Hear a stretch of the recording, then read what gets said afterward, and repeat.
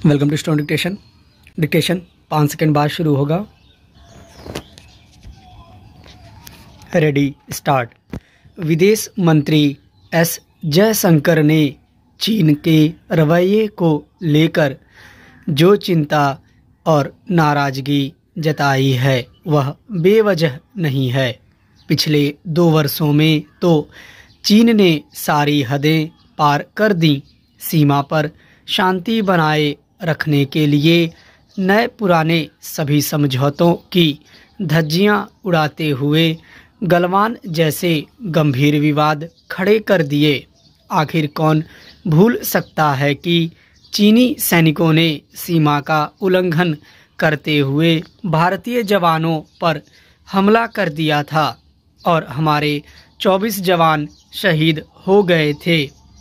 लेकिन अब ज़्यादा चिंता की बात यह है कि चीन गलवान विवाद को खत्म करने के बजाय और बढ़ाने पर ही तुला है। अब तक 13 दौर की वार्ताओं में उसके रवैये से यही सामने आया है। ऐसे में भारत चिंतित होना लाजमी है और अपनी सुरक्षा के लिए हर संभव कदम भी उठाएगा ही। म्यूनिख सुरक्षा सम्मेलन में विदेश मंत्री ने 2 टूक शब्दों में दुनिया को उचित ही बताया है कि चीन किसी भी समझौते को मान नहीं रहा है और उसी का नतीजा है कि दोनों देशों के बीच रिश्ते बेहद खराब हो गए हैं। इसी महीने मेलबर्न में क्वाड देशों के विदेश मंत्रियों के सम्मेलन और ऑस्ट्रेलिया के विदेश मंत्री के साथ द्विपक्षीय वार्ता में भी भारत ने यही बात कही थी। चीन के साथ तनाव की जड़ सीमा विवाद तो है ही, पर अब इससे भी बड़ी मुश्किल यह खड़ी हो गई है कि वह अक्सर ही ऐसी हरकतों को अंजाम देने में जरा नहीं हिचकिचा रहा जो भारत को उकसाने वाली होती हैं। याद करें, लद्दाख में वास्तविक नियंत्रण रेखा के करीब हजारों सैनिकों को तैनात कर उसने मोर्चाबंदी शुरू कर दी। पिछले साल अगस्त में बड़ी संख्या में चीनी सैनिक उत्तराखंड के बाड़ाहुती सेक्टर में घुस आए थे और 3 घंटे तक वहां तोड़फोड़ करते रहे। अरुणाचल प्रदेश से लगती सीमा पर ऐसी घटनाएं आम हैं। उसे लग रहा है कि जवाबी कार्रवाई में भारत कुछ करे और फिर विवाद खड़े हों। गौरतलब है कि गलवान विवाद से पहले लगभग 4.5 दशक तक भारत चीन सीमा पर शांति बनी रही थी। भारत की ओर से कभी भी ऐसा कोई अनुचित कदम नहीं उठाया गया जो अशांति पैदा करता। लेकिन पिछले 2 दशकों में चीन जिस तेजी से विस्तारवादी नीतियों पर बढ़ चला है और वह भारत से लगती लगभग 4000 किलोमीटर लंबी सीमा पर ऐसी ही गतिविधियां जारी रखे हुए है जिन पर भारत को सख्त ऐतराज रहा है। सीमा पर शांति बनी रहे, इसके लिए भारत और चीन के बीच 1996 में समझौता हुआ था। इस समझौते के अनुच्छेद 6 में साफ कहा गया है कि कोई भी पक्ष वास्तविक नियंत्रण रेखा के 2 किलोमीटर के दायरे में गोली नहीं चलाएगा।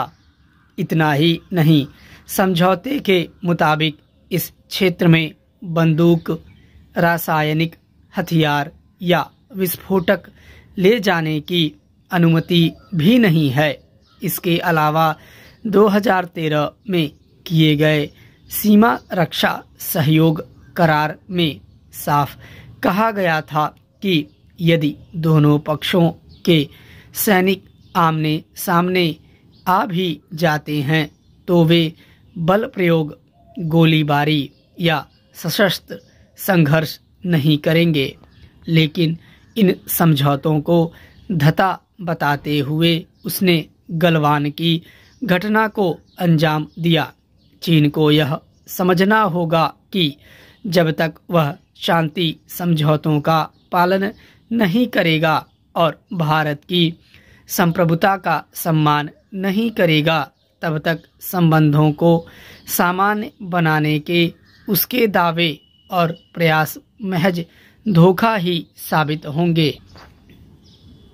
यह अच्छी बात है कि अमेरिकी राष्ट्रपति कूटनीति के जरिए यूक्रेन संकट का हल निकालने के पक्ष में हैं, लेकिन यदि वह वास्तव में ऐसा चाहते हैं तो फिर उन्हें रूस पर शर्तें थोपने के साथ ही उसकी चिंताओं का भी समाधान करना होगा।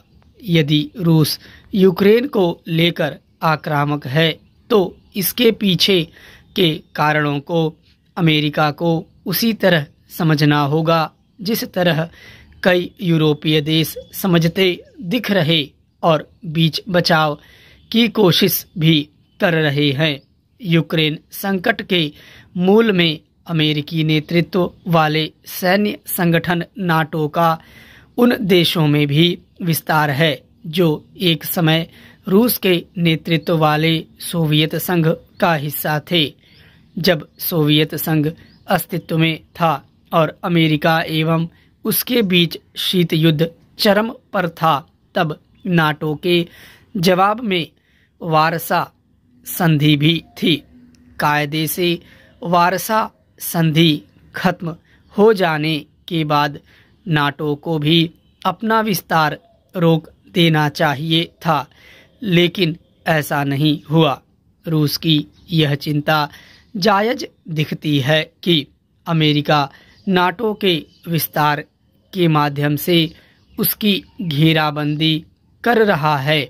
यूरोपीय देशों को भी इस पर ध्यान देना होगा कि जब वे अपने ऊर्जा स्रोतों के लिए रूस पर निर्भर हैं तो फिर नाटो के विस्तार में योगदान देकर मॉस्को की चिंता बढ़ाने में भागीदार क्यों बन रहे हैं।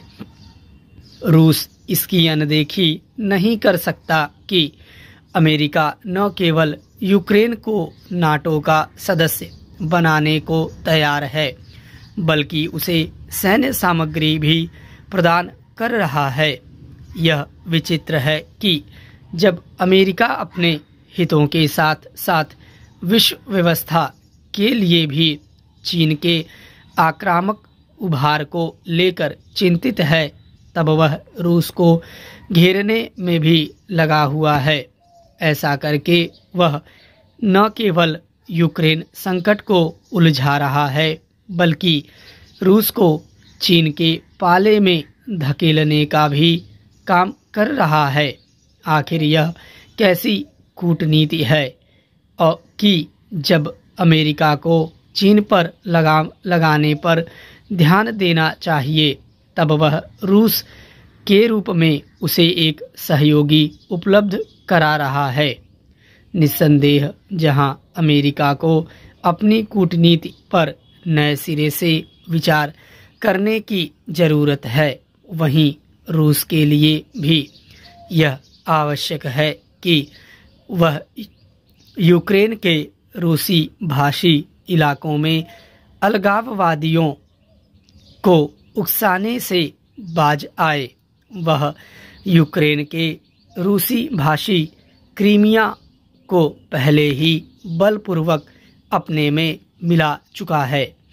यदि रूस भाषा के आधार पर यूक्रेन में अलगाववाद को हवा देगा तो इसका बुरा असर दुनिया के अन्य हिस्सों में भी पड़ेगा। यह सर्वथा उचित है कि यूक्रेन मामले में भारत किसी पाले में खड़ा होने के बजाय बातचीत के जरिए मसले का हल निकालने पर जोर दे रहा है, उसे इसी दिशा में अपनी सक्रियता और बढ़ानी चाहिए। स्टॉप।